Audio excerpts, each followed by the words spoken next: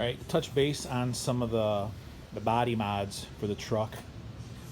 Here I have the stock fender hanging on the truck, and truck's got a little bit of rust issue at the bottom here and the front corner here, and of course somebody to hide some shoddy body work, some Bondo work. They applied like some rough bed liner material. Of course they did that, all along the bottom of the doors were shot, rusty Bondo work. They did that, and then of course all along here. It's left a very hard line all along that, the same along here. So all that's got to be smoothed out, and it's got to go bye-bye, because we're going to be applying a vinyl wrap over top of all of this. And to make room for tire clearance, for articulation, I'm going to be modifying the fenders to make room for all of that. So what I've got started here, I'll show you. Here's the other fender. And what I've done is I went ahead and I started grinding out all the rust that was here, ground out some of the Bondo, and what I'll do is I'll just go ahead and treat this with that rust encapsulator. Once I get this, it's pretty much already down to bare metal. The rust is all gone. And what you can kind of see already is I've already trimmed. I cut this back. I've cut probably about 3/4 of an inch off this back edge of the fender here.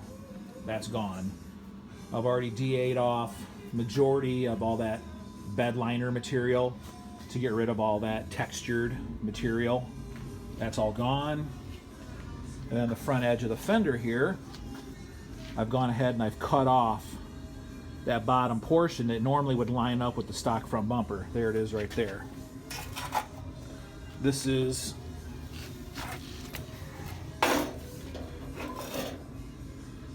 how much I cut off the front bumper. That goes bye-bye. We're going to be doing custom front bumpers. This bottom edge now is going to line up with the that stone guard that bolts right below the grill. That comes to right here. It doesn't go any lower than that. Put a nice rounded radius right here. Back side of the fender, I went ahead and I trimmed off that lip on the back side here where the splash guard would bolt up to. There was a lot of rust buildup on the back side here. I went ahead and wire wheeled all that down to bare metal. I'll treat all that and seal it up with the rust encapsulator. I'll probably do the whole back side of the fender, so that'll be sealed up really good. Coat that, and then I just got to go ahead and get the rest of the pinstripe off of this, because you'll see that through the vinyl wrap. I'll just go ahead and get this all knocked down nice and smooth, so it'll be all ready to have the vinyl wrap just laid right over top of it, and this will be done. Then I just have to repeat the whole procedure on this fender.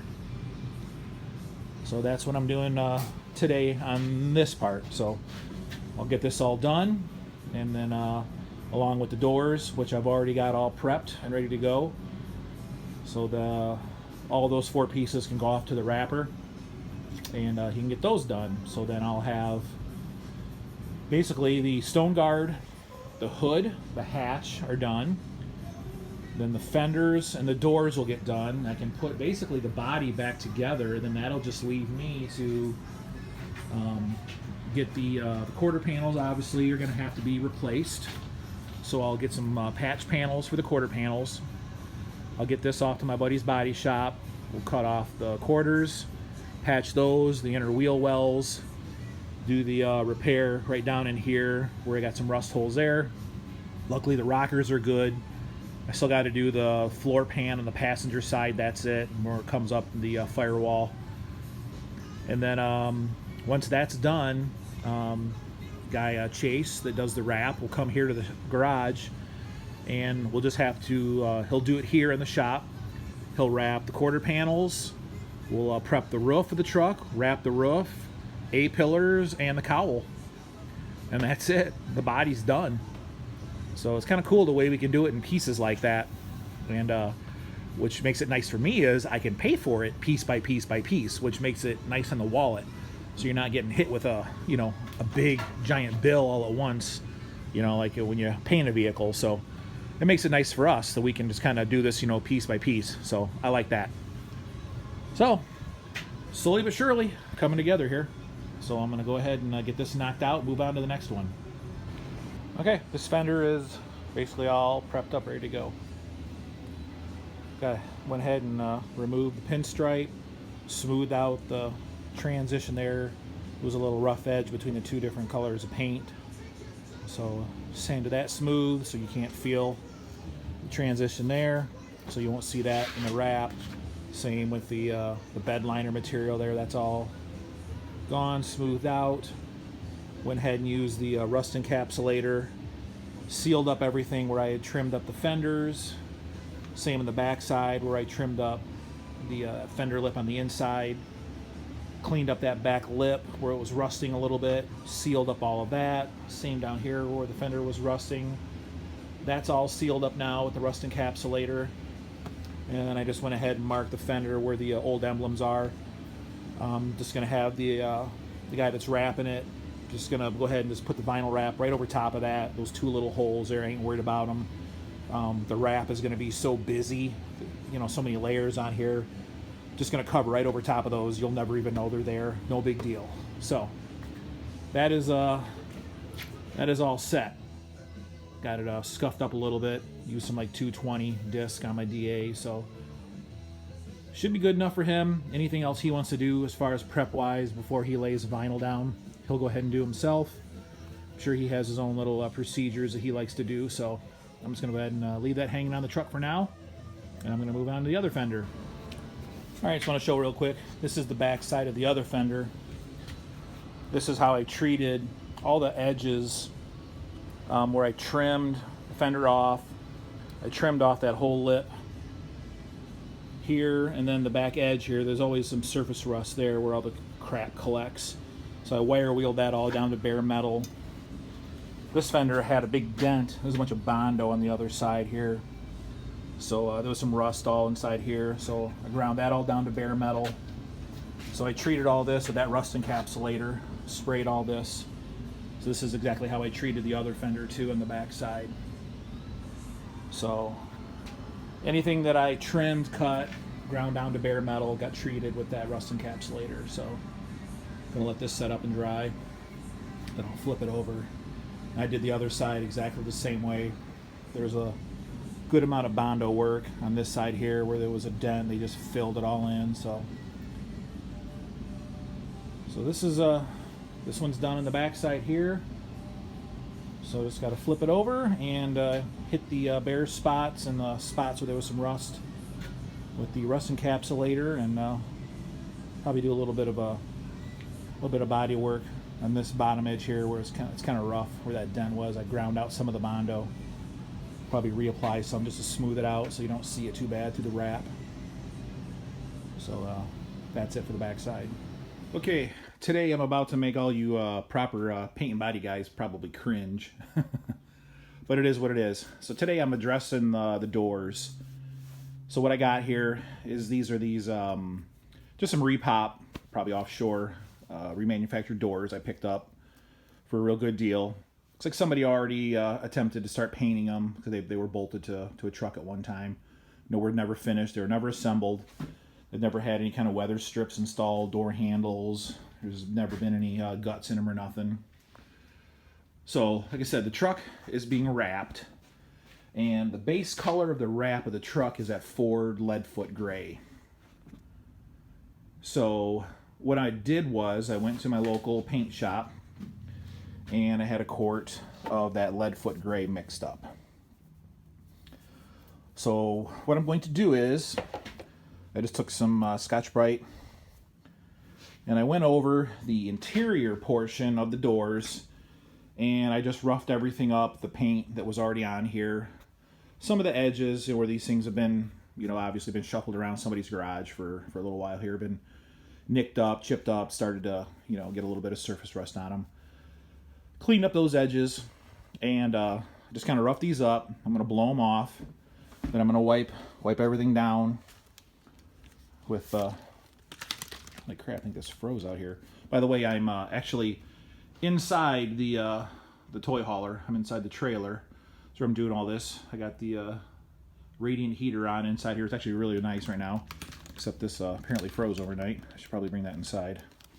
But I'm gonna blow these off, wipe them all down, and it's not inside here right now. But what I'm gonna do is I'm gonna mix up the paint with the reducer and the activator, and I'm just gonna use this Prevol system, they call it. It's just a little glass jar, pour the paint in. It's got a screw-on aerosol canister, and I'm just going to go ahead, I'm going to paint the interior portion of these doors the lead foot gray. So the interior portion of the doors will match the exterior portion of the wrap that's on the truck. And then all you gotta do is put the new door panels on. I'm undecided on exactly what I'm going to do for the door panels yet. I got some ideas. I have to sit down and brainstorm a little bit on those, but I'm going to go ahead, a couple of spots where the paint was chipped off completely, I'm going to go ahead and put a little bit of this, I'm just going to go ahead and just do a little bit of touch up with some self-etching primer on those spots after I blow it off, and then we'll go ahead and just lay some paint on it. What I do here, this is what I'm using here. I've been using this stuff for a while. I really like it. It's really good for your garage paint, guys. Prevail, however you pronounce it. If you go down to your local paint supply place, just have them mix you up some single stage paints. This Omni single stage Ford Leadfoot Gray cost me $44 for that quart of paint. That'll go a long way. So what I do is I mix it 4 parts. So in this glass jar, which comes with that, what I do is I mix it 1, 2, 3, 4. So this to this 2-ounce mark. So I'll fill it to there, and then 2 parts of the reducer. So then I'll put in 1, 2 to that mark with the reducer, and then the activator 1 part. So then to that mark. So basically the jar is half full. So 4, 2 to 1. Shake it well. Screw this on. Screw that on. Here's your spray gun. And basically, I mean, if this was completely full, it would have done both of the doors on the inside basically completely, what I needed to do. But I just did it halfway. I wanted to see how it turned out.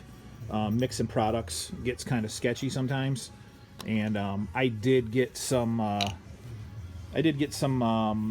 don't know, some little fish eyes in there in the paint. I'm gonna let it dry real good.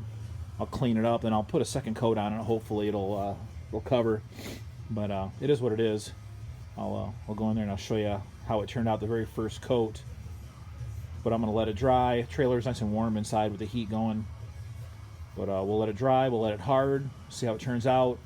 I'll wipe it all down, degrease it really good a second time, and I'll lay another coat on it, and we'll see how the second coat turns out. I'm not about to sand this all back down and do it again, so let's go take a look and see how this looks. Alright, here's the doors. This is 1 coat, and love the color. It's definitely still tacky, but you can see, I don't know why. I'm wondering if, like I showed earlier, that wax and grease remover, it was frozen. I'm wondering if whatever froze inside of it, maybe I should have thawed that out, because I still used it to wipe these down. Maybe that's why it didn't quite work right, because I still got some, you can see, still got little marks, little spots on it where I got marks where it looks like there was still oils on this, where the paint didn't stick, little dots all over it. It's kind of weird.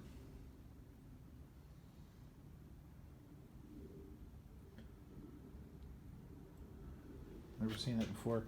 And I've used that same wax and grease remover on all kinds of stuff, and never had any issues with it. It's both doors.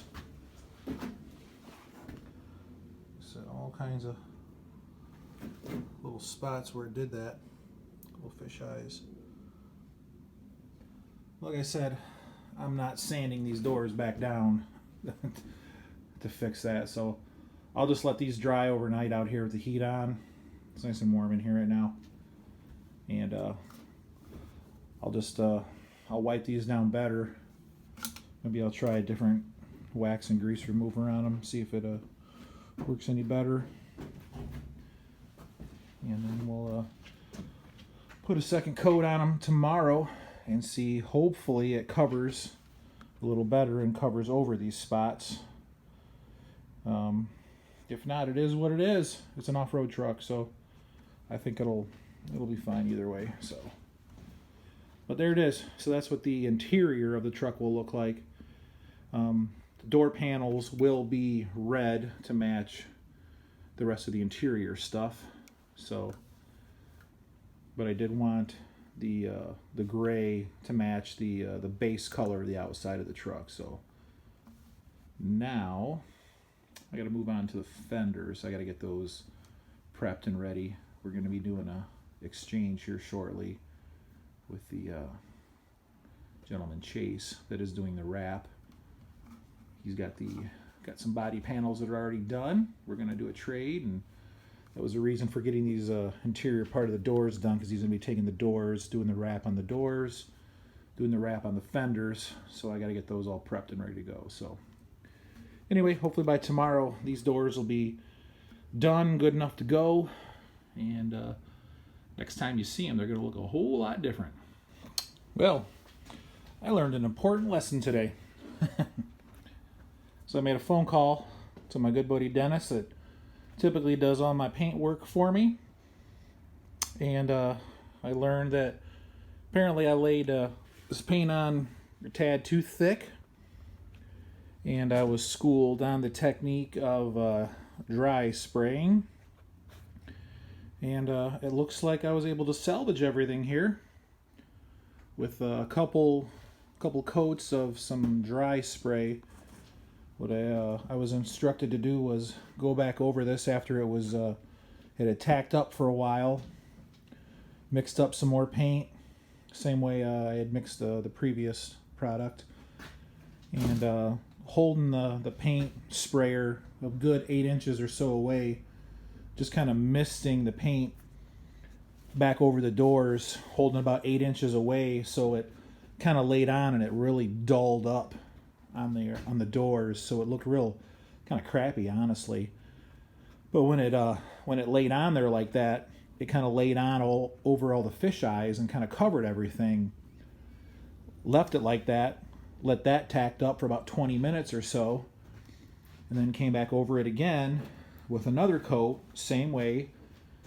Let it mist on there about 8 inches away, and let it do the same thing again. And lo and behold, after about 3 coats of doing that, I'm left with a nice even coat, and everything's disappearing here. Everything's looking real good here. So I'm gonna let this all tack up, but all the fish eyes are now gone. It looks a little bit rough, but what I'll do then is maybe tomorrow, I gotta go get some light there. Yeah, you'll take my word for it here, but the fish eyes are all gone. So tomorrow, after this is all good, dry, and hard, I'll come back out here and I will lay one final nice wet coat down.